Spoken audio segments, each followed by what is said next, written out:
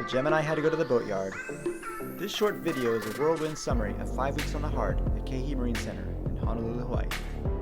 It had been a few years, and I was really putting off hauling out. But I noticed some problems below the waterline, so it couldn't be put off anymore.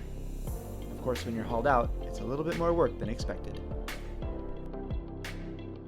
The first thing to do when the boat is hauled out is to pressure wash the hull and take a good close look.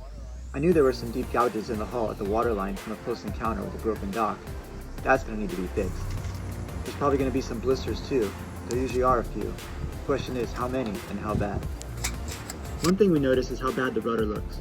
The original wood rudder on this classic 1964 Albert 35 was patched up at the last haul out. But it looks like there's some serious wood rot, and we're going to be better off just building a new one. To keep costs to a minimum, we're doing as much as we can of the work ourselves. But for some of the work, we need to hire the pros. I'm contracting with Josh and Chelsea at Woodward Yachts to build a new rudder and recondition the hull. While Josh and Chelsea's crew are taking care of the dirty work, the engine raw water seacock is totally corroded, so it needs to be replaced, along with a shiny new bronze raw water strainer. Gemini's old-style barrel valves for the galley sink and head are still in good shape, but they need to be serviced and cleaned. We got the working party here. Yeah, some of it's coming off easy, but Gil's got the hard part over there. We're also putting in a new depth sounder transducer. The old one Gemini had stopped working, so we're removing it, patching the hole, and properly installing the new one on the valve. This thing is replacing the transducer we used to have on the side of the hull. We're going to drill a hole right here.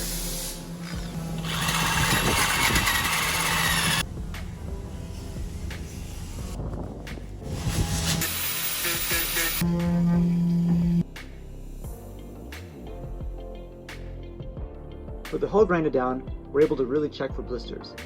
This is where water has seeped through the layers of the fiberglass in the hull. So we're going to grind that out. There are a few blisters on Gemini's hull, so they need to be grinded out, cleaned, and filled in with epoxy paste.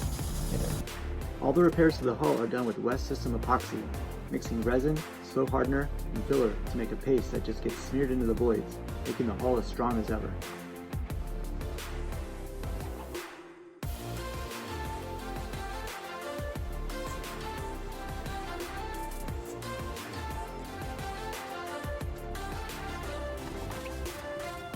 The same epoxy paste is also used to bond, build up, and laminate the synthetic foam material that's used to make a boot for the new depth sounder transducer.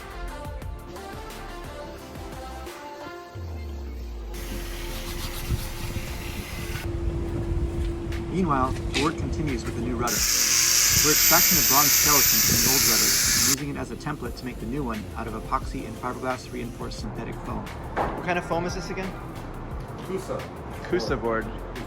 Instead of wood. We're making sure the rudder fits perfect before fully laminating it.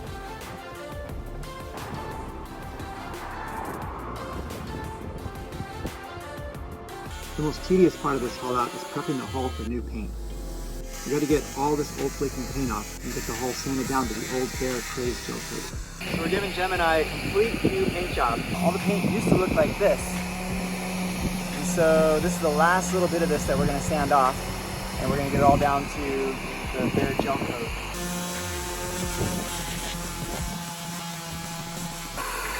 So now that our epoxy is dried, now we just have to sand it, make sure it's nice and smooth.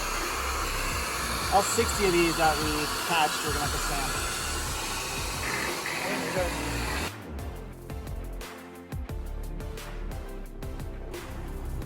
It's time to put in the new depth sounder transducer.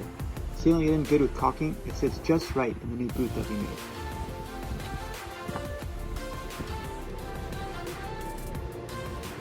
Once all the old paint is sanded off, the hull is wiped clean and we roll on a few coats of epoxy prime coat to fill in the old crazed gel coat to make a good foundation for the top coat.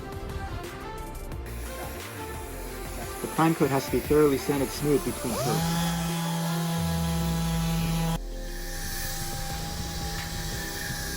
With the boat out and drying for a while now, it's time to investigate the main reason why we hauled out. One of the scuppers seemed to have delaminated from the hull, so I got to climb under the cockpit, grind down, clean up and dry the suspected area, and relaminate it with epoxy. It's messy work in a tight space. Finally, the 2 coats of epoxy prime coat have been sanded smooth and wiped clean. It's time to apply the shiny top coat. you're going to go to all this trouble, you might as well use the best, so we're using All Grip 2-part polyurethane paint. Chelsea is a pro at rolling and tipping, and we apply 3 coats on the hull, sanding and scuffing between coats until we get a nice shiny final coat.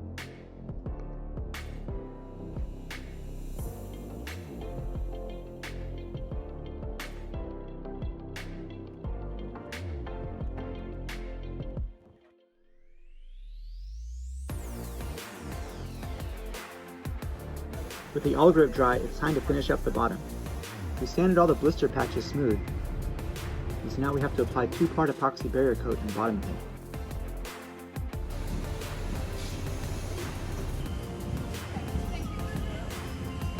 With the new rudder installed and final coated with epoxy laminate paste, we also apply epoxy barrier coat and bottom paint.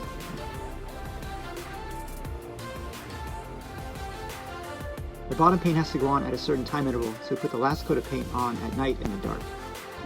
At last, the fun part, painting the new depth sounder transducer and pulling the masking tape off the waterline. I hope I measured it right.